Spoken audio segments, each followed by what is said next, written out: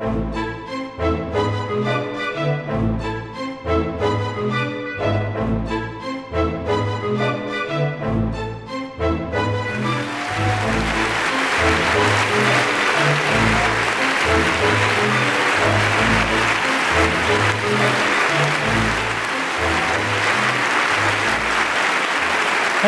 I'm Nick Gowing. Welcome to the Emmanuel Centre in London for this Intelligence Squared debate. 8 years ago, Barack Obama took his place in history as America's first black president. His slogan, "Yes, we can." Elected with sky-high expectations, he would reclaim America's moral leadership in the world. He withdrew most US forces from Iraq and Afghanistan. His landmark healthcare bill was passed, but he has presided over one of America's most polarized eras. That's evident from the public reaction to candidates in the current presidential campaign, Hillary Clinton and Donald Trump. Lawmaking in Washington today is gridlocked over numerous issues. So the motion for this Intelligence Squared debate: yes, he can. No, he couldn't. Obama is a failed president. We have an excellent panel for you. Arguing for the motion, David Frum, a former speechwriter and special assistant to President George W. Bush. Welcome. And Christopher Caldwell, senior editor at the Weekly Standard, a conservative weekly. Welcome to you both. And speaking against the motion, Neera Tanden. She was senior advisor on the President's health reform team. And Bernard-Henri Levy, French philosopher, author, and filmmaker. He recently made an award-winning documentary, Peshmerga, on his 5-month journey along the front lines of so-called Islamic State, or ISIL. Ladies and gentlemen, your panel.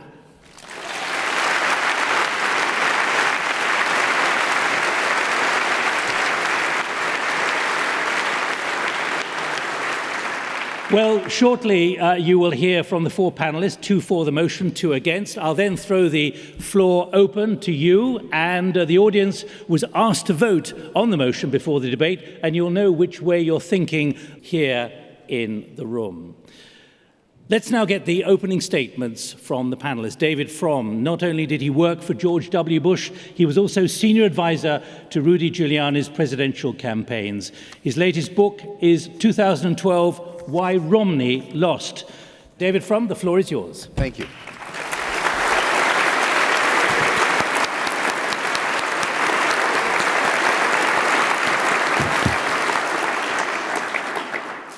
Um, 24 hours before Russian forces invaded Crimea, the Obama administration briefed journalists and Congress that the invasion would not happen. When the Russians invaded eastern Ukraine anyway, only non-lethal assistance, the kind not very helpful in resisting an invasion of your country, only that was provided. Tonight, we are going to talk about the kind of presidency Barack Obama has led. President Obama has certainly done major and substantial things.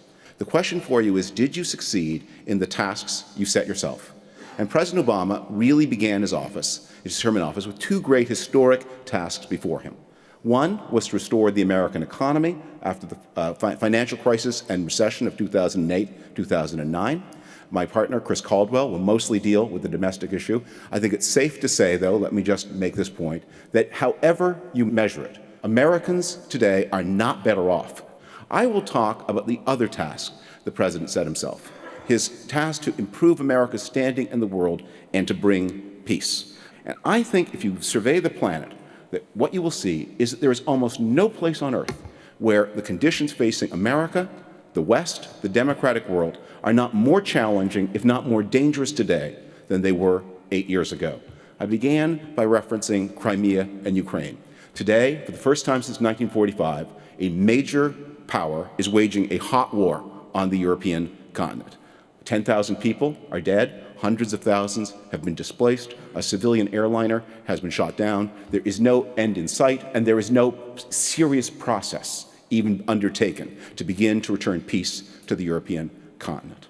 Across Europe, the borders that were lowered through the treaties like the Schengen Agreement are rising again, as all of these countries cope with the giant flow of migrants that began first with the flow from Libya, where President Obama fought a war of choice, and now from the war that the president has repeatedly spoken about in Syria, but has never acted on, where he drew red lines, where he would neither make peace nor make war, neither accept Assad nor overthrow Assad, but instead stand by doing nothing, making no choice, while the largest humanitarian crisis since the war unfolded, a humanitarian crisis, one of whose casualties has been the integrity of the European Union and very possibly the strength of the transatlantic relationship. We see across the world American alliances weakening. One of the most important foreign policy achievements of the Bush years was to build a new strategic relationship with India. These two great English-speaking democracies, at last, after many years of estrangement, finding common strategic purpose in the face of aggression from China. China is more aggressive than ever, but the relationship with India has been put on ice. But the thing I think that maybe should most bother us is what is happening with domestic terrorism. The recent killing in Orlando, horrible as it was horrible thing, was explained by this administration not as could be explained as an act of gun violence. It was that. And as an act of hatred and fear against gay people. It was that too. But when this administration released the transcripts of what that caller said, they deleted any reference to Islamic ideology. You can't find and stop what you won't see and act against. There has been more internal Islamic terrorist violence in the United States since 2008 than ever before. And yet the administration won't say anything about it and is therefore defeated in doing anything about it. And that is a failure that is dividing our country, that is dividing your friend, and that is setting in motion a tone and style of radicalism and civic unrest that is dangerous to democratic institutions. I'm not a Trump supporter by any means. I'm horrified by him. And yet, when I see what made this sinister and buffoonish event possible, I think it is the insecurity set in motion by this president's refusal to act against the greatest internal threat to the safety of the United States, the greatest internal threat to the safety of Europe as well. And I thank you for your attention.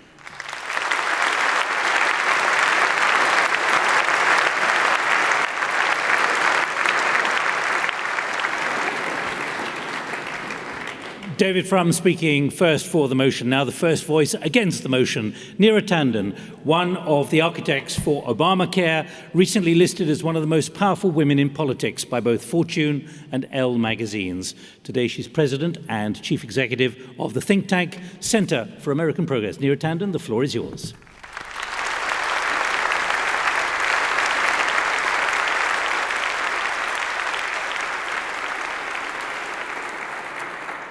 Let me start off with just a response to a few of David's comments, and then I will speak mostly about domestic policy. But I will start where he ended, which is the nature of politics today in the United States. And I have to say that to blame Barack Obama for Donald Trump is just a little too much for me to take.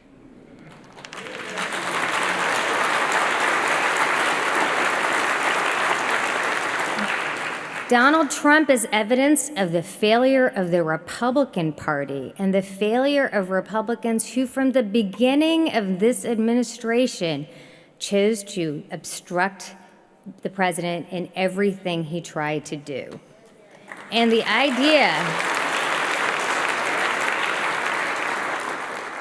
idea that he is a product of insecurity, and insecurity about America's national security, is frankly outrageous to me. Now, the president has not solved every problem in America. I would agree. We do have some problems that remain. But on the challenges he set out 8 years ago, he has made incredible progress. Let's take the economy. The economy is one in the United States which is stronger than it has been in the past, not just from 2009, but even before. Today, the United States remains a beacon of innovation, openness, opportunity, and prosperity for the world. And it's not, in spite of President Obama's leadership, it is in part measured by it. We have taken real steps on the economy. Our deficit is down 70%. Our unemployment rate is 4.7%. Now, the president also passed the Affordable Care Act. 20 million people have coverage. It's a little odd to talk about these issues in another country which has universal coverage, but passing even the Affordable Care Act was a gargantuan effort that is succeeding. Despite every attempt to stop it, it is succeeding. And perhaps most important for the president's legacy for future generations, the United States is now leading in climate. We've heard for years that China won't act, India won't act. All of these countries have acted because the United States is leading. And the Paris Accords were made possible by all of our leadership. Finally, just on the domestic front, I would like to also talk about the real gains we've had on social justice issues in the United States. Not in spite of the president, as we have had past presidents, but because of the president's leadership. Women can now serve in the military. LGBT folks can actually get married. These are trends that are producing more and more and greater equality for more Americans. These are important, significant issues that the president has helped lead on. Now, David talked about a number of issues around the world. And I would say he is right. David knows all too well what the United States did in Iraq. And I have to say, I find it difficult to hear criticisms about the president's response to ISIS from people who supported a war of choice that helped create ISIS in the first place.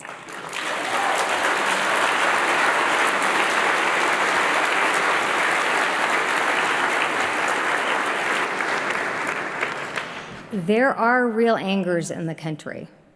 And some of those anger and resentment is fueled because we had a President Obama. But he should not be blamed for that anger. It is not his fault people are angry because of the kind of president he is. We will see in November whether the country is going to feed on that anger or respond to it with a different kind of politics. And I, myself, am optimistic because I believe the president has done great things for the country and great things for the world. Thank you.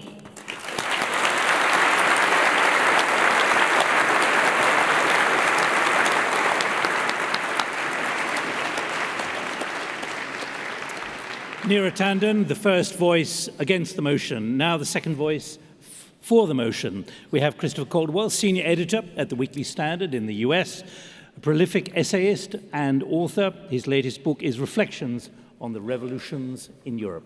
Christopher Caldwell, the floor is yours.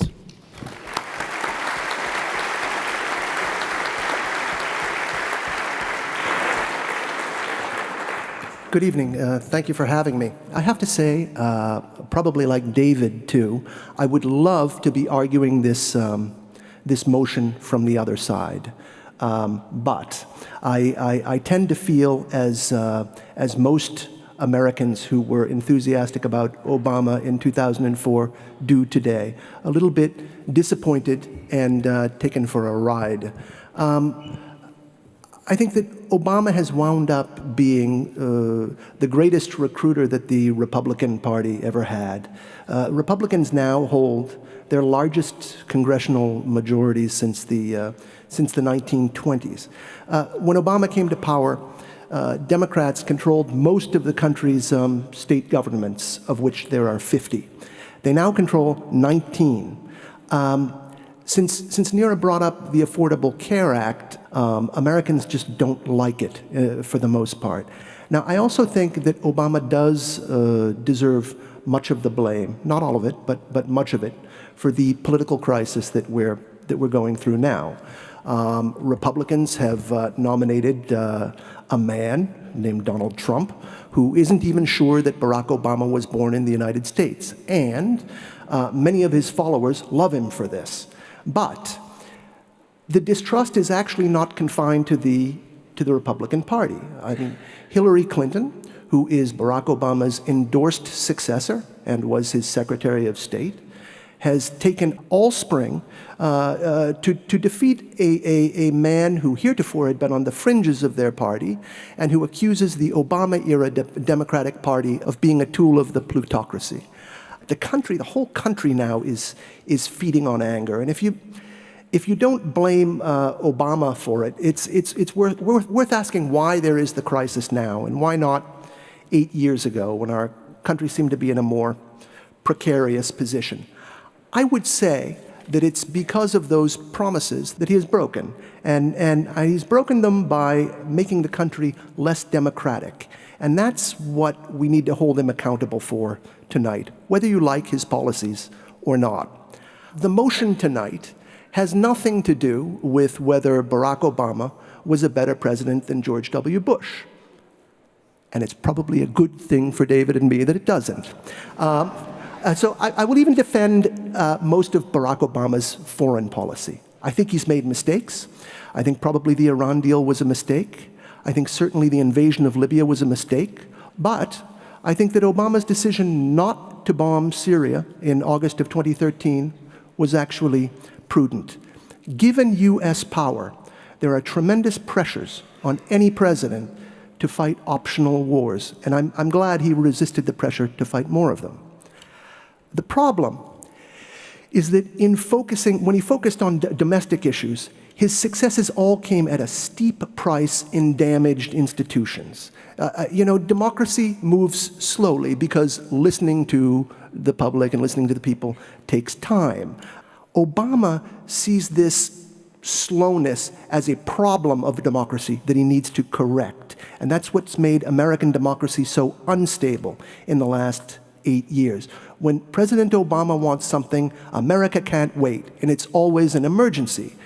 The president prefers to work by executive order, and there are some celebrated examples of this that have driven the country up the wall. He's moved to give working papers and tax numbers to illegal immigrants. We used to live in a country where citizens chose the president, and now we live in a country where the president chooses the citizens.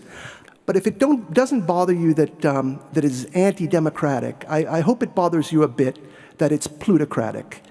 So I'm afraid that to call Obama a successful president is to accept the ruling class's own verdict about how excellent and virtuous the ruling class itself is. And that's why I urge you not to do that. I urge and ask you to vote for the motion. Thank you.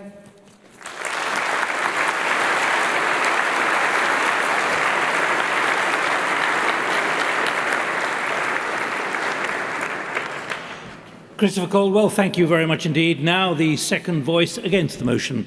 Bernard-Henri Lévy, philosopher, writer, documentary filmmaker, especially outspoken in the wake of the Paris attacks. His books include Left in Dark Times, A Stand Against the New Barbarism.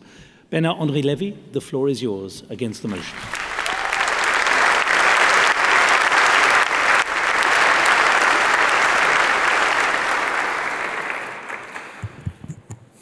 I would like to express what appears to me to be facts, reasonable and objective facts.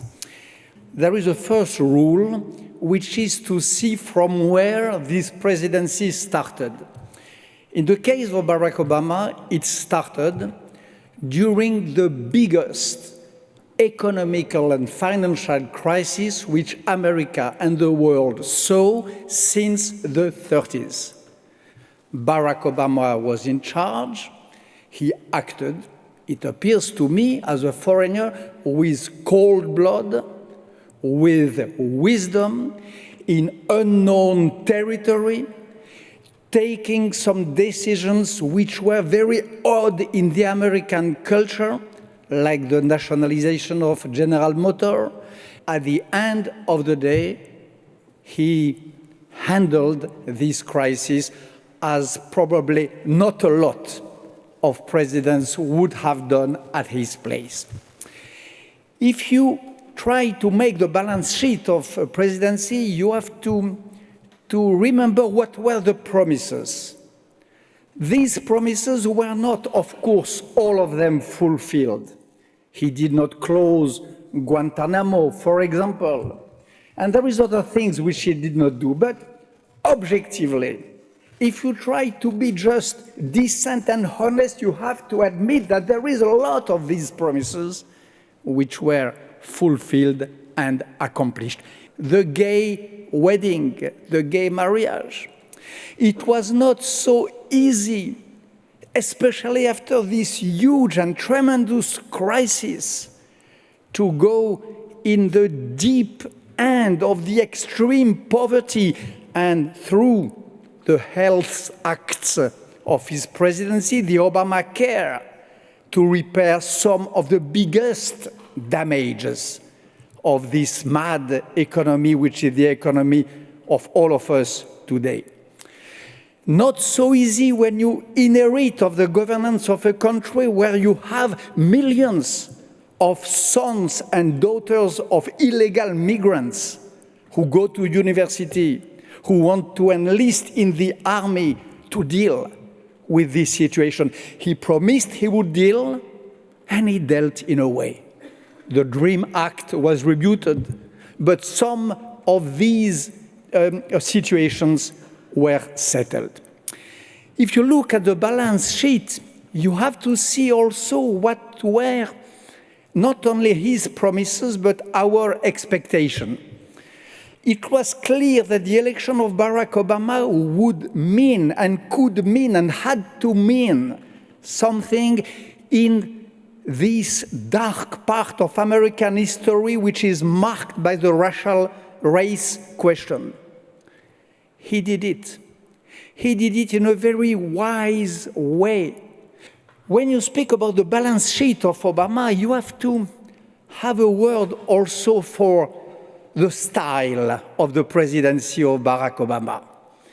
There is such a decency, such a honesty, such a great and cool style in this embodiment of the American history and dream by Barack Obama.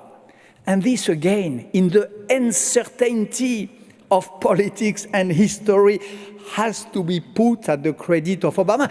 The recent speech of Barack Obama in April in London about the Brexit is a denial to those who believe that he definitely shifts from Europe to Asia. Europe is still considered at the end of this presidency as one of the roots of America. These are the reasons why I will certainly not vote for the motion, and I ask you not to vote too much for it also. Thank you.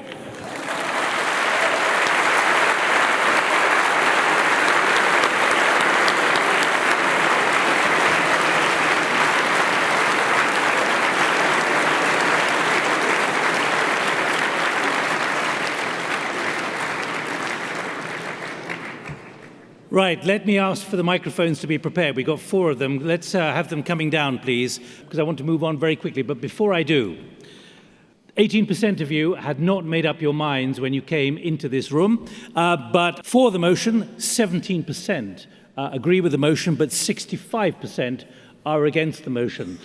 So David and Christopher, you have a bit of work to do in the coming minutes. Let me now get the microphones. Number 3, please. Are you for or against the motion? I don't know yet.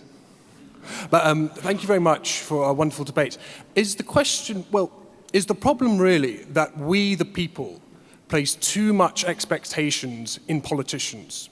Do we really believe that politicians can heal the sick, cure the blind, turn water into wine, and part the Red Sea? Thank you. Stack that one up. And can everyone stand up when you make a point, please?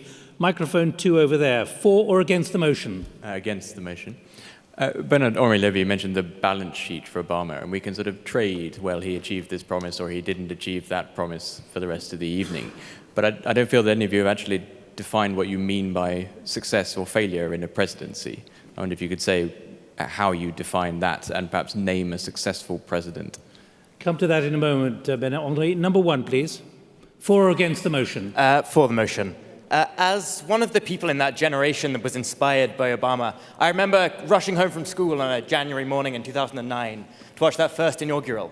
And I think the really important question here is that if it weren't for the beautiful oratory of Obama, the speeches after national tragedies that can move us all to tears, and the skills as a politician of Obama, would we even be sitting here? All right. Go ahead, please. For or against the motion? I am for the motion, and I'm very disappointed that David and Christopher did not give a better argument. I think that there's a whole lot more that could have been said. What should they have said? Well, Bernard mentioned it about Guantanamo. I find him a very weak president. I feel that we've been in many situations where he could have taken strong action. He makes America look weak, which as an American I find heartbreaking. Thank you. David and Christopher, you've pulled your punches. I think your reference to the president's strength or lack of it actually points to something that is one of the greatest dangers of this evening. And that is Neera Tanden's reference to the obstruction the president faced. And this goes to a point that Chris raised. One of the features of the Obama years has been to suggest that when Congress or the Supreme Court does their duty, they do something wrong. So when Congress declines to do what the president asks, that's not obstruction, that's lawmaking. And when the president asks for a law and doesn't get it, that is not a failure of Congress, that is a decision by Congress. When the president proceeds anyway, that is an act of high-handedness. Can I just respond just to that, just to clarify what an obstruction is? When 150 House Republicans support an infrastructure bill, the same infrastructure bill the president supports, they supported in 2008, 150. They vote against it when he becomes president. The same exact bill. That is what I am labeling obstruction. Of course, House Republicans cannot support the president's position. Of course they can. But when you have the same policy that they championed before he became president, oppose it after he became president, there's something going on there. And it's not just an ideological difference because they supported the same bill before. Chris Caldwell, the suggestion you're really pulling your punches. Well, no, I actually disagree with the idea that President Obama is a weak president. Could I address what the man up there said about Obama's stirring oratory after national tragedies and certain things? That gets us close to what we're trying to discuss tonight, because the problem we have in the United States is half the country finds that stirring and half just is deaf to it, doesn't hear it, has turned it off. The country is totally split in two. Well, fine. But perhaps the real problem is an emerging, changing, new system of class, and that has run rampant under Obama's watch, and no one has paid attention to it. Neera just told you what is obstruction. I would add to what she said. Filibustering is obstruction.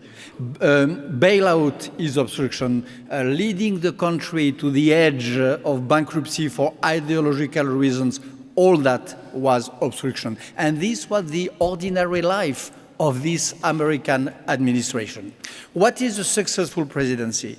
Some of the most ambitious bills which he passed were passed without his majority at the Senate, at the Congress in the last month, compromising with the opposition, compromising with the Republicans.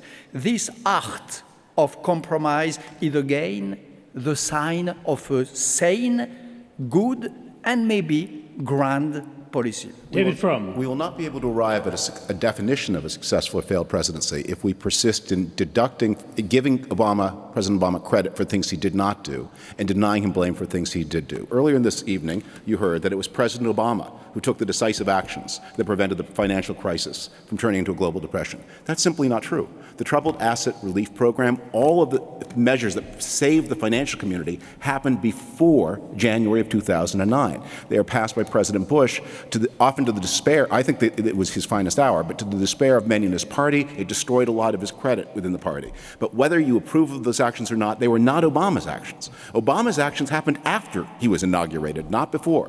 What he did not do, save the world from a depression. What he did do is look the other way while ISIS gathered strength. Absolutely. Okay, I just need to be clear on this ISIS point.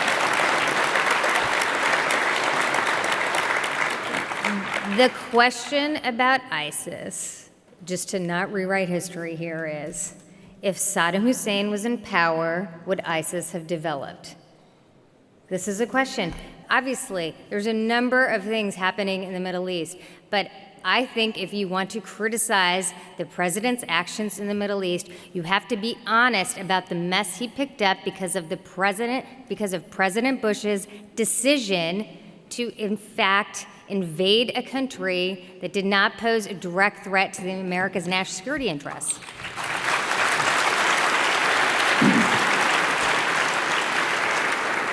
President Bush is not on the ballot tonight. You can think better of him or you can think worse of him. The question is this current president, given, let's say he was handed the worst hand in the world, did he play it well? Is the world more peaceful? It is not. Is America more secure? It is not. Is Europe stronger? It is not. Is America richer? It is not. Are people living longer? They are not.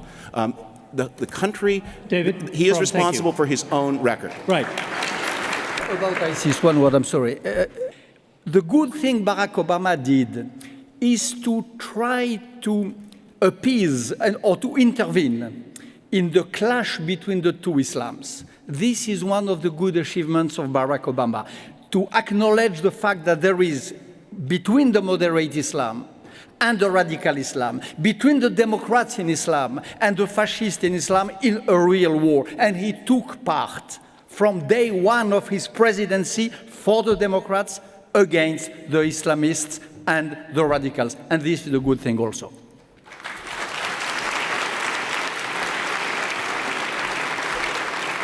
Right, I want to get plenty of questions, please. One thing we haven't talked about is Cuba. I just wondered what both sides' view was on fixing the relationship with Cuba. Right, microphone 2. Back to domestic policy. Do you feel that Obama has been a failure in amending America's gun control policies? Microphone 3. Stand up and are you for or against the motion? I'm against. Could you comment on the argument that because Obama is so strong rhetorically, he's so good at, I think, getting people on side when he speaks, that there's an argument that when he comes to put his speeches into actions and tries to pragmatically carry policies out, he makes people feel like there's a gap between his rhetoric and his actions, and almost the way he's so good in front of people and at speaking has actually worked against him and made a lot of America feel like he's failed. David Fromm, particularly this question about Cuba. It was a side issue. It was a piece of overdue business. Side issue? Yeah, it's a post-Soviet Union. Post-Soviet Union, it was a leftover piece of Cold War business. It was good to tidy it up.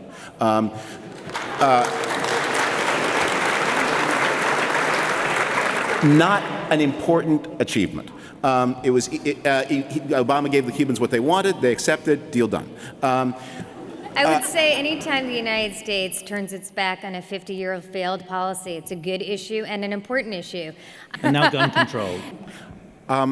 Guns and rhetoric, this is really important. And this goes to, I think, one of the fundamental aspects of failure. I have a different view on guns from most Republicans. I think they are way too common. There are, I think, something like, almost 100 million more of them today than there were on the day Barack Obama took office. We should have fewer. Especially of handguns. But here's something we know about the way the gun debate takes place, and this is where that speech on rhetoric, this question on rhetoric is so important. The United States will make progress on the gun issue when individual families decide it is dangerous, more dangerous to have a gun in the house than not. And that is simply good science. That is just a fact. It is more dangerous to have a gun in the house. But when President Obama uses his rhetoric, you find it, as the other questioner said, you find it uplifting. The majority of the country does not, and we get more guns and more suicides and more unnecessary homicides. And what looks to those who are predisposed to be sympathetic to the president as a success is, in fact, a gigantic failure leading to stasis. David Fromm, thank you. I just want to respond on guns because David has made this point and it really underlines a lot of the discussion we're having tonight, which is essentially blaming Barack Obama for the hyper-partisan response that he gets from the other side. Okay, I just need to say I reject that completely. If the idea is that the nation has a tragedy like Sandy Hook and the president can't respond because Republicans are going to be hyper-partisan in their response to what he's saying, that is not a failure of both sides. That is a failure of one side to put the country's interests above political response. And I am glad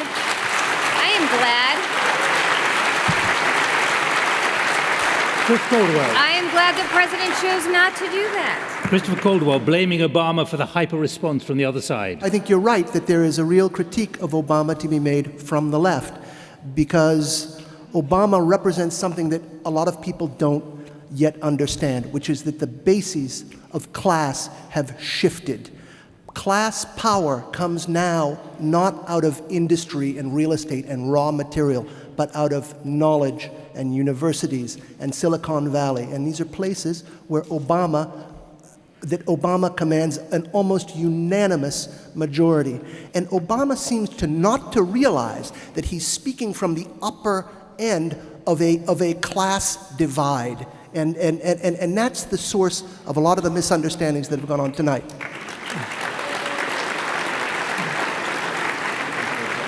Bernard-Henri, the people are deaf to these brilliant speeches. I don't understand well. So we would have to reproach Barack Obama to speak as a crème de la crème. We would have to regret that he speaks as an intellectual, that he tries to get fine solutions and based on reflection and not on populist reasonments. I think that this has to be put also to the credit. He was not elected by the Silicon Valley. As far as I know, he was twice elected by the people of America, by the minorities, by the Latinos, which Donald Trump today insults, by the African Americans who felt him as one of their sons and brothers. So a man coming from there and expressing himself as a decent intellectual, I think that this is the best of America, of always and of today. Thank you. Right, down here, and there's a lady over there, I think. Please, microphone 2. A couple of questions, I think. Are you for or against? I'm against. And when Obama became president, before even he took his presidency, the leader of the Senate said that his goal was to make Obama a one-term president. This was before he even started ruling. More than 80% of American members of the NRA actually are pro some kind of a check, but for the NRA has refused to actually go with that, and the Senate has decided not to approve that as well. Thank you. Over there, the lady, please. Hello, I'm for, not against. I'm just wondering very briefly if Mr. Obama is Donald Trump's best campaign manager. Is there a lady over there who wants to come in, please? Or is your hand going up for other reasons? There. I've been lucky enough to be employed and have health insurance throughout my life.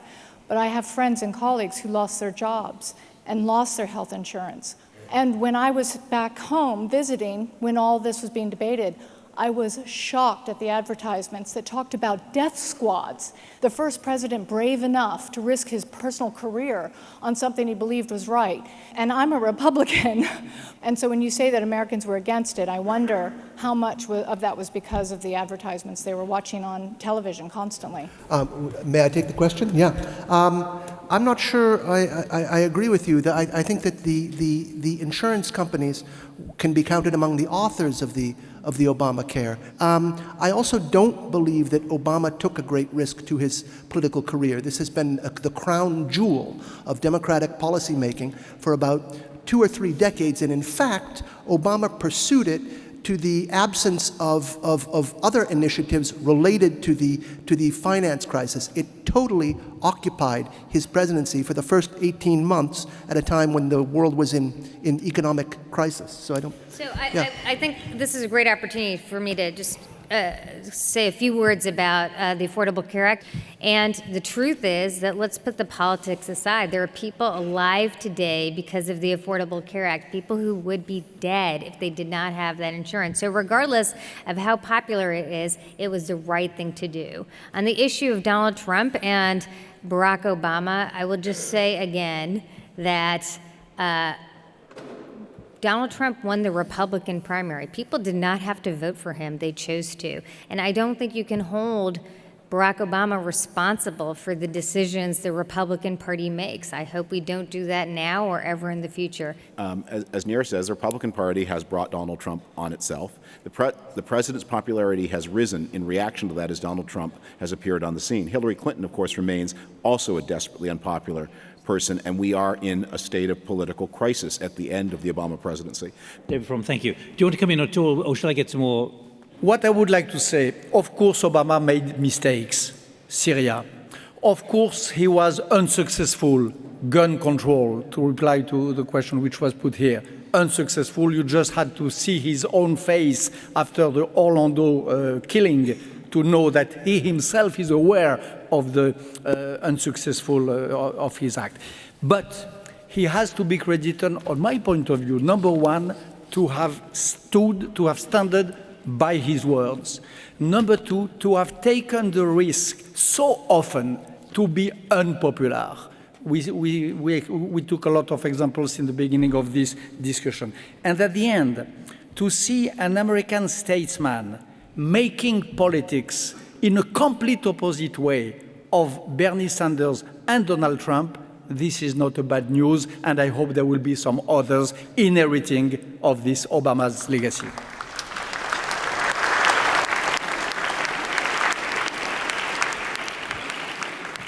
Right at the back on microphone 4. If I could possibly rephrase the question on what a successful president is. In my view, it's someone who makes others' lives better. I think we're all better for Obama having been elected, but I think that's about it. And I think his most successful action has been to increase the roles of public unions in the U.S., which is really quite a European skill. Microphone 4, please. I thank Ms. Tanden for her arguments, and I'm disappointed tremendously, Mr. Fromm. How about some responsibility for us? The reason less and less people that are like this president are running for office is because of this tremendous scrutiny and this tremendous expectation. The expectation should be on us, for all of us to take some responsibility for our place in this world. People didn't listen to Barack Obama on guns. They didn't listen to Bobby Kennedy, who died and spoke about it and asked people not to engage in that kind of violence. Okay. It starts with us. Who's got the microphone there, please? Focusing on the motion again, Obama is a failed president. And, how do we define success? And it isn't about some of the things that people have spoken about today. It's not about popularity, and it's not about good intentions, and it's not about rhetoric, not about integrity. It's actually about leadership, isn't it? Both domestically and abroad. And I would suggest that that would be a problem when we evaluate Obama's contribution. Thank you. Right. Let's pick up on particularly one of the trends which has come through, which is what makes a successful president. There was a remark right at the top, Neera, about the best thing that happened to him was simply being elected. After that, it's been not successful. I think we actually should look at how the country is doing and related to the policies he's put forward. From a social justice perspective, from a perspective of how inclusive America is more inclusive today than ever in its history. Women's rights have been advanced in the military and in a range of other issues, LGBT rights. On terms of the economy, I particularly like to make this point internationally, which is absolutely the United States has challenges. Absolutely we have challenges in the economy. The goal we have going forward is to ensure that those profits are better shared in the economy, not worse shared. That means building on his policies, not going in the opposite direction. David Fromm. I'm afraid that along with the big plane and the mansion, scrutiny is part of the job. And I don't think the president, to give President Obama credit this, I don't think he would say what you have said, that it is our job not to disappoint him. I think he does understand that he works for the American people, and not vice versa. But as for the suggestion that it's some kind of conspiracy theory to note that in the face of a wave of Islamist violence inside the United States, the president has looked away, but you can't defend against what you won't acknowledge. The phrase Islamist terrorism is not some talisman that we demand that the president say to make us feel good. What we want to know is, does he understand the problem, and can he connect the national security dots? I don't blame the president for any of this, but it is because I think what he's trying to do something else that he thinks is more important, but naming your problems in order to solve them is important too. David, you can say Islamist terrorism as much as we like. There's no power in it. When you say the word, we do not end terrorism. It's not the difference between success or failure using those words, as the president used them just last week. So that issue, I think, is a side issue to the debate of whether we're secure or not.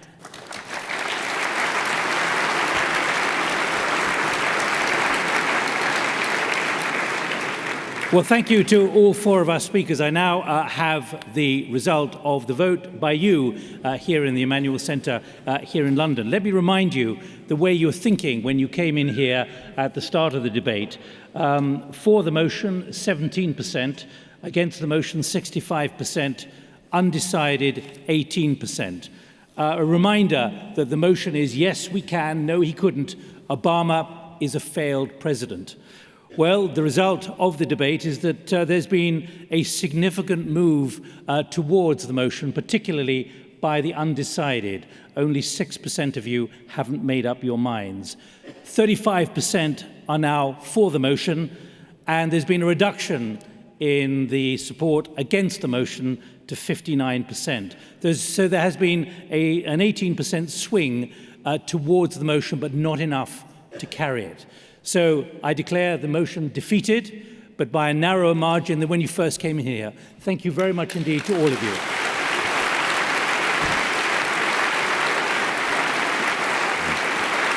Our thanks to the speakers, to you, the audience here in the Emmanuel Centre. A fascinating debate. My thanks to Intelligence Squared for making it possible. Goodbye from me, Nick Gowing, and everyone here in London. Bye-bye.